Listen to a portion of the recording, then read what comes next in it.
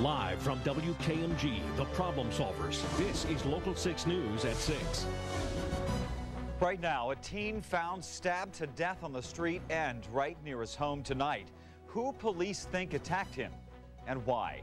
And an apartment resident turns hero when he wakes his neighbors during a destructive fire. Good evening, everyone. I'm Gerald Resnick. First tonight at 6, a teenager stabbed and left to die in the street. Police now have a suspect in custody. We're going to get right out to Local 6's Deborah Garcia. She's standing by live on the scene and joins us with the very latest. Deborah. Well, Gerald, detectives are very busy collecting evidence and talking to witnesses, trying to figure out exactly why someone would stab a 16-year-old boy to death. Witnesses say the 16-year-old was returning from fixing a tire on his bike when he became involved in an argument with an older man in front of this home on Rio Grande.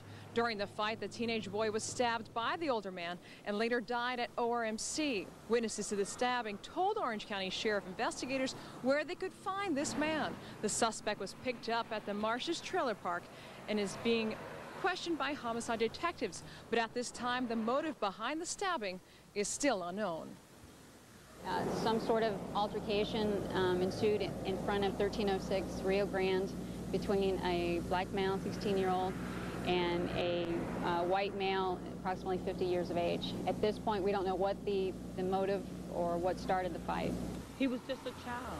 He was just a child. Whatever happened, whatever occurred, shouldn't have cost him his life. He was a child. Now, police say that the suspect is being cooperative and is answering their questions, but at this time, no arrests have been made. Reporting live in Orange County, Deborah Garcia, Local 6. Breaking news right now in Orange County. Paramedics, fire rescue at the scene. Someone has drowned at Orlando's Central Park on Orange Blossom Trail. OBT rescue workers pulled the victim from the water and tried CPR, but were not able to revive that person.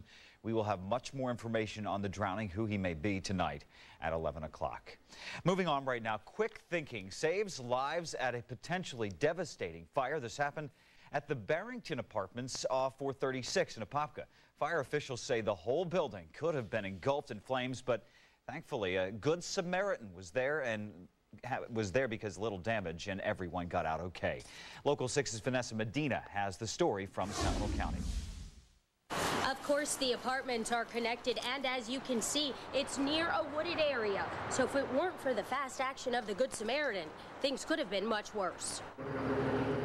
Pulled up to my girlfriend's apartment, and I saw flames and smoke leaving this apartment.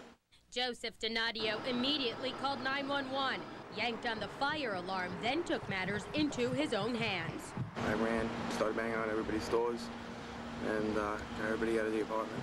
It was just past midnight when Donadio began banging on doors, waking up residents. I had no idea the building was on fire. A lot of them looked like they were sleeping. Peeked outside, I thought maybe it was some kids or something, but no, it was that there was a guy up there, and he said, you know, everyone's got to get out. There's a fire in one of the apartments. Fire crews came fast, extinguishing the fire before it could spread. The building could have went on fire, you know, who knows. It was very scary, though. Residents know they could have lost everything, and thank Donadio. I thought that was really neat. It shows a lot of character. I just did what anybody else would do, you know, I didn't want anybody getting hurt. Luckily, nobody was injured, and the fire was contained. In Seminole County, Vanessa Medina, Local 6. When an aircraft accident took the life of a devoted volunteer last Saturday at the Warbird Museum, the loss affected many on the Space Coast. Today, dozens gathered in a hangar to remember 75-year-old Michael McDonough.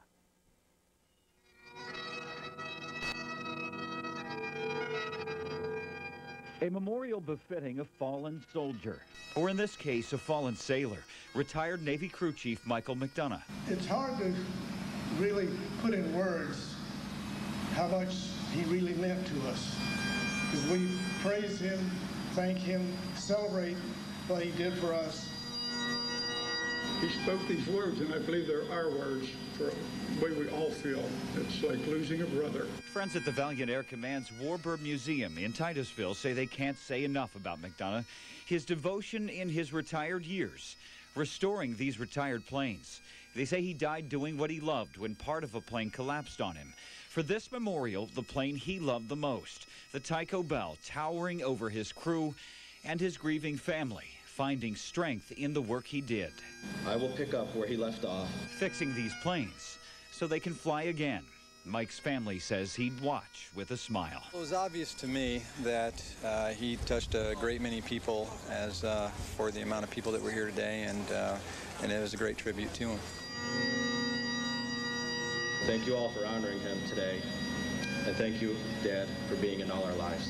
I'm pretty sure that if I asked him if he wanted one more thing, he'd probably say, yeah, I wouldn't mind flying again in the best plane ever made.